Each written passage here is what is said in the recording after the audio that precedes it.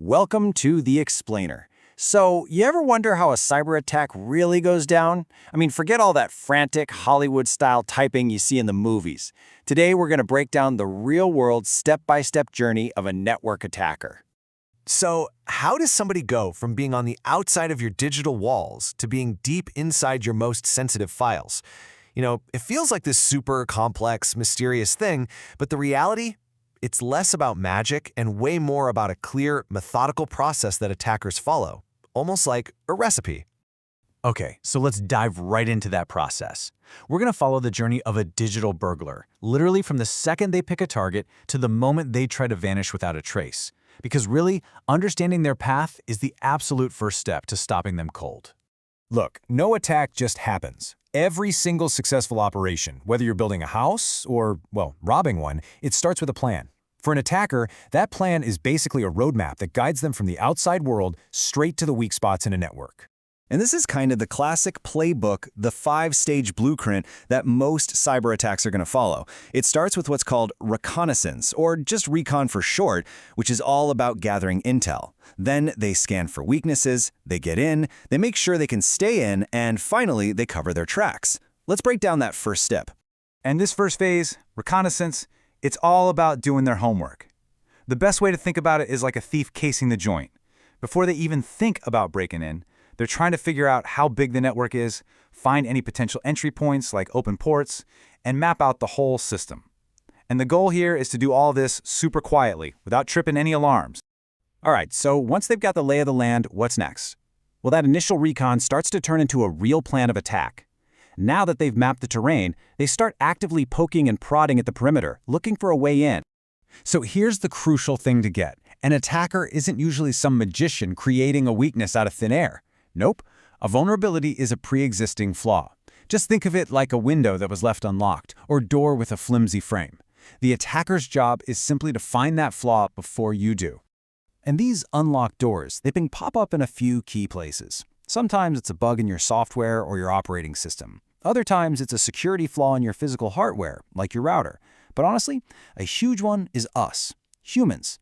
Simple mistakes like clicking a bad link or using a password like password123 can be the most dangerous vulnerability of all. So how do they find those unlocked doors? Well, a really common technique is called port scanning. It's kind of like walking down a super long hallway and just knocking on every single door to see who answers. An open port is a door that knocks back, telling the attacker, hey, there's a service running in here. And that tells them exactly where to focus their energy. Okay, so the homework's done, they've found a weak spot, and they've confirmed it's real. Now what? Well, now it's time for the main event. This is the digital version of break and entering. This is the core of the whole heist.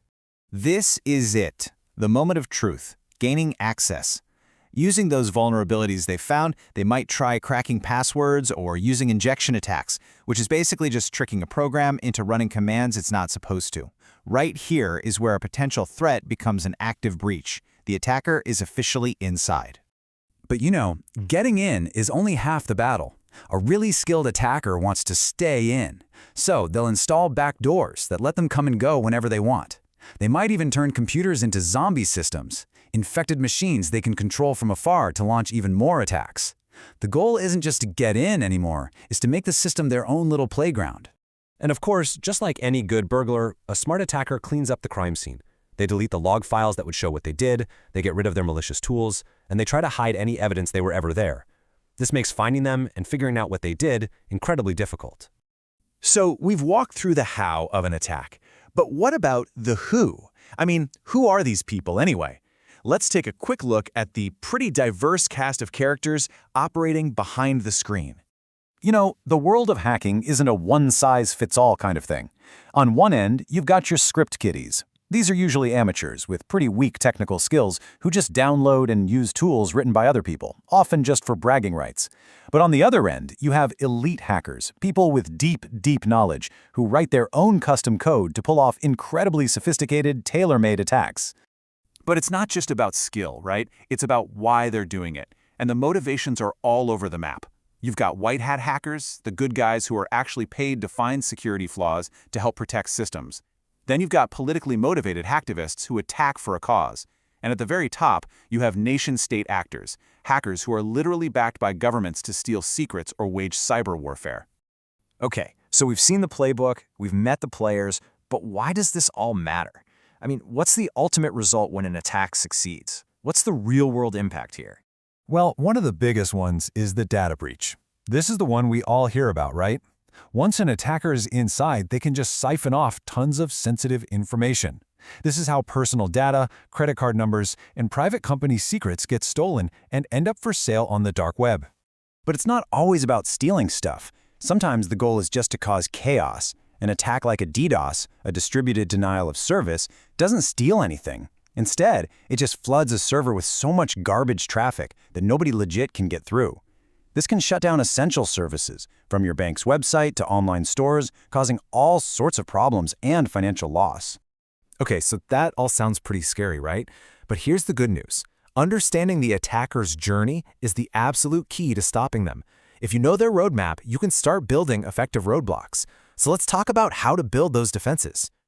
And the best news is that good defense doesn't have to be crazy complicated. Simple, practical steps can build powerful roadblocks. Things like two-factor authentication can stop an attacker even if they do steal your password. Using strong, unique passwords makes that gaining access stage way harder for them. And just keeping your software updated, that patches the very vulnerabilities they look for during the scanning phase. In the end, when you boil it all down, it really comes back to that unlocked door, doesn't it? An attacker's journey almost always starts by them looking for an easy target, a simple mistake, an overlooked weakness. The whole goal of good security is just to make sure that easy target isn't you. It's about making sure your digital front door is locked, bolted, and reinforced.